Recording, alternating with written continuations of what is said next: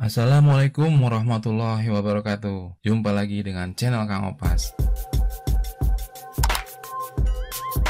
Jangan lupa subscribe untuk mendukung channel ini. Terima kasih. Di video kali ini, saya akan membahas kasus soal regresi linear berganda menggunakan Microsoft Excel. Secara umum, maksud dari analisis regresi adalah suatu analisis yang digunakan untuk menganalisis ketergantungan satu variabel dependen atau terikat dengan satu atau lebih variabel independen, variabel penjelas atau variabel bebas, dengan tujuan untuk mengestimasi dan atau memprediksi nilai rata-rata variabel dependen berdasarkan nilai variabel independen yang diketahui. Apabila digunakan satu variabel independen, maka regresi yang terbentuk disebut regresi sederhana. Regresi linear sederhana sudah dibahas pada video sebelumnya. Apabila terdapat lebih dari satu variabel independen, maka regresi yang terbentuk disebut regresi berganda. Bentuk atau model regresi linear berganda secara umum adalah sebagai berikut. Berikutnya adalah pengujian hipotesis. Ada dua tahapan pengujian hipotesis. Yang pertama namanya pengujian secara simultan atau berbarengan. Hipotesis nolnya jadi beta 1, beta 2, dan seterusnya diuji secara simultan. Semua sama dengan 0. Di mana apabila H0-nya diterima, berarti tidak ada variabel X yang berpengaruh terhadap variabel Y. H1-nya ada beta yang tidak 0. Bila H1 diterima, berarti ada variabel X yang berpengaruh terhadap Y. Statistik ujinya menggunakan uji F. Kriteria pengujiannya cukup menggunakan p-value saja, yang relatif lebih mudah, di mana H0 ditolak apabila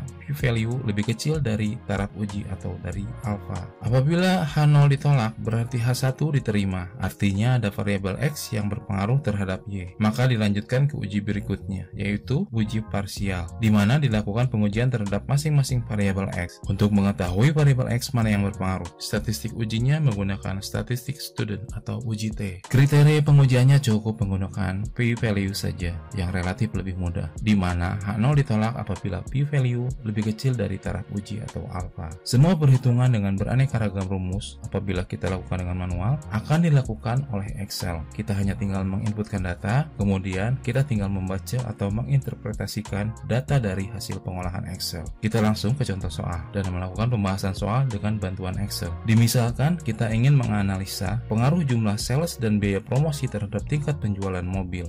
Berikut adalah data rata-rata penjualan mobil per bulan di 20 wilayah berbeda, beserta data jumlah sales dan biaya promosi yang dikeluarkan. Pertanyaannya adalah, apakah terdapat pengaruh jumlah sales dan biaya promosi terhadap tingkat penjualan mobil? Pembahasan. Kita identifikasi terlebih dahulu apa saja yang diketahui di soal. Ada data penjualan mobil dari 20 wilayah yang berbeda, beserta data jumlah sales dan biaya promosi yang dikeluarkan. Penjualan mobil dipengaruhi oleh jumlah sales dan biaya promosi. Berarti penjualan mobil ini adalah variabel Y, sedangkan jumlah sales dan biaya promosi adalah variabel X. Selanjutnya, kita akan mulai menganalisa regresi menggunakan Excel, yaitu dengan menggunakan fasilitas data analisis. Caranya adalah melalui menu bar data, klik data analisis, kemudian pilih regression, lalu klik OK. Langkah selanjutnya diinputkan datanya. Input Y range berarti kita isikan data Y atau data dependen kita, yaitu penjualan mobil. Klik di sini, kemudian seleksi data. Seleksi dari mulai judul sampai akhir. Selanjutnya inputkan data X. X-nya ada dua, yaitu jumlah sales dan biaya promosi. Masukkan semuanya dengan cara seleksi semua data variabel X. Seleksi dari mulai judul sampai akhir. Dikarenakan tadi kita memblok dari mulai judul, maka label ini kita centang. Untuk confidence levelnya, ini otomatis untuk 95%. Jadi tidak perlu dicentang. Tapi apabila confidence levelnya misalkan 99%, maka ini harus dicentang dan diisikan angka 99. Selanjutnya pada output options, yaitu di mana kita akan meletakkan hasil perhitungan,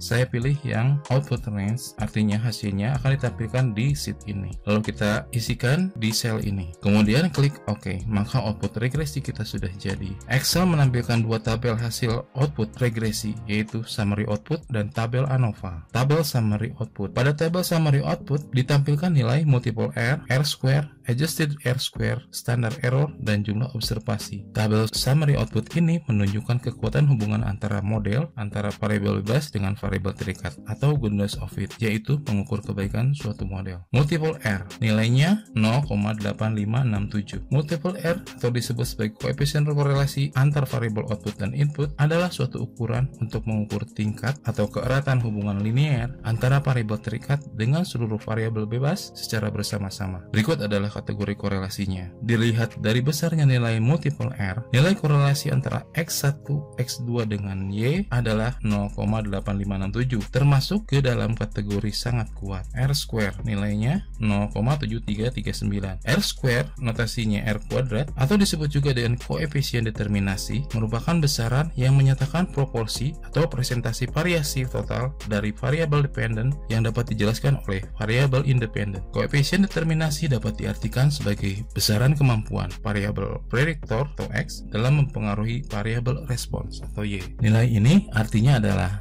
bahwa 73,39% variasi penjualan dipengaruhi oleh variasi jumlah sales dan biaya promosi. Sisanya dipengaruhi atau dijelaskan oleh variabel lain yang tidak dimasukkan ke dalam model ini. Sifat R square, apabila X-nya makin banyak, maka nilainya makin tinggi dan bisa mendekati 100%. Dan dalam teori tidak mungkin 100%. Oleh karena itu, dibuatlah adjusted R square. Adjusted R square nilai di sini 0,7026. Adjusted R square merupakan nilai R square yang telah disesuaikan dengan banyaknya variabel atau derajat bebas yang ada di dalam model. Besaran ini nilainya selalu lebih kecil dari R square dan dapat bernilai negatif. Seringkali juga disarankan jika variabel bebas lebih dari 2, sebaiknya menggunakan adjusted R square, bukan R square. Pada kasus ini diperoleh nilai adjusted R square sebesar 0,7026. Nilai ini artinya adalah bahwa 70,26% dari variasi penjualan mobil dipengaruhi oleh variasi jumlah sales dan biaya promosi. Sisanya dipengaruhi atau dijelaskan oleh variabel lain yang tidak dimasukkan ke dalam model ini. Standar error 17,436,72664. Standar error of the estimate merupakan besaran yang mengukur kesalahan model regresi dalam memprediksi nilai variabel dependent. Dari analisis yang telah dilakukan, diperoleh nilai standar error sebesar 17,436,72664. Artinya, rata-rata penyimpangan variabel dependent prediksi terhadap variabel dependent sebenarnya sebesar 17,436,72664. Artinya, apa yang kita hitung ini biasanya sebuah prediksi. Jadi, simpangan error antara prediksi dan kenyataan adalah sebesar 17,436,72664. Ini berarti banyaknya kemungkinan kesalahan prediksi dalam penjualan adalah sebesar 17.436.726,64 rupiah. Observation adalah 20. Observation adalah jumlah pengamatan.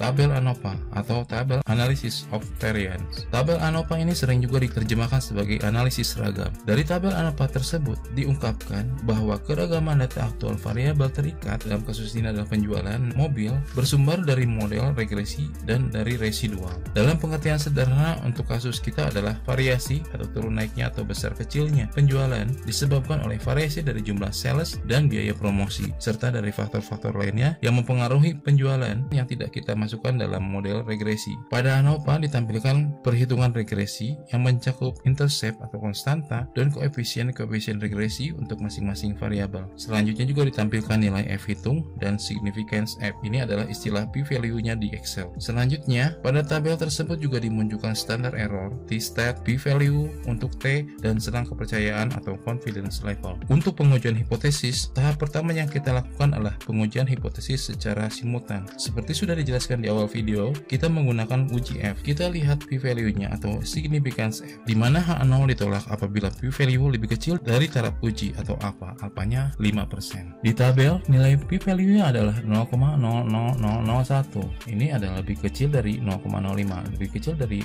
alphanya, maka H0 ditolak. Artinya H1 diterima. Berarti ada variabel X yang berpengaruh terhadap Y. Pertanyaan berikutnya, variabel X mana yang berpengaruh? Apakah X1 atau X2? Atau kedua-duanya? Untuk menjawabnya, kita lanjutkan ke uji parsial dengan menggunakan uji T. Kriteria pengujiannya cukup menggunakan p-value saja, di mana HO ditolak apabila p-value lebih kecil dari taraf uji. Satu persatu variabel kita periksa. Untuk variabel X1 yaitu jumlah sales, kita lihat p-value-nya. Ternyata nilai p-value-nya yaitu 0,0392 lebih kecil dari alpha atau 0,05. Berarti H0 ditolak. Artinya X1 atau jumlah sales berpengaruh signifikan pada Y atau penjualan. Kemudian Kemudian kita periksa variabel X2 atau biaya promosi. Ternyata nilai p-value-nya lebih kecil dari alfa. Berarti H0 ditolak. Artinya X2 atau biaya promosi berpengaruh signifikan pada penjualan atau Y. Berarti hasil uji parsial cocok dengan hasil uji sumutan, yaitu ada yang berpengaruh. Dan ternyata kedua variabel independen, baik jumlah sales ataupun biaya promosi, berpengaruh signifikan terhadap Y. Selanjutnya, dari informasi yang ada pada tabel ANOVA, kita bisa membentuk persamaan regresi atau hasil pendugaan. Berikut adalah persamaan regresinya. Sekarang kita baca hasilnya. Dari persamaan regresi menunjukkan baik itu koefisien jumlah sales ataupun biaya promosi bernilai positif, yang berarti ada pengaruh positif atau searah dengan penjualan. Artinya semakin banyak sales, maka penjualan semakin tinggi. Begitu pula juga dengan biaya promosi. Biaya promosi makin tinggi, penjualan pun semakin tinggi. Konstanta atau intercept sebesar 121,25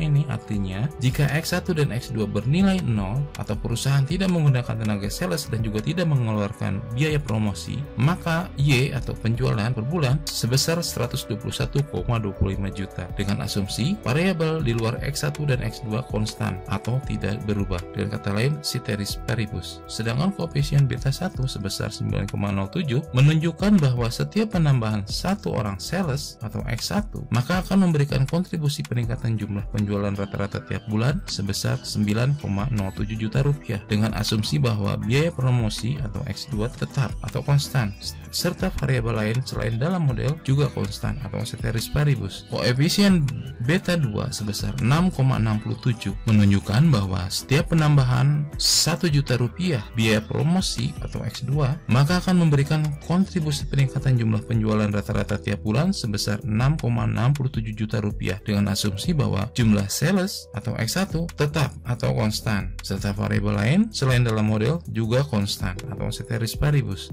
Demikian pembahasan kasus soal regresi linear berganda dengan menggunakan bantuan Excel. Mudah-mudahan bisa dipahami. Terima kasih sudah berkenan untuk menonton. Semoga bermanfaat. Mohon maaf apabila ada kesalahan dalam penggunaan istilah, simbol, dan rumus. Share video ini untuk berbagi pengetahuan. Link dari file Excel dalam video ini saya sertakan di deskripsi. Terima kasih untuk like dan subscribe-nya. Wassalamualaikum warahmatullahi wabarakatuh.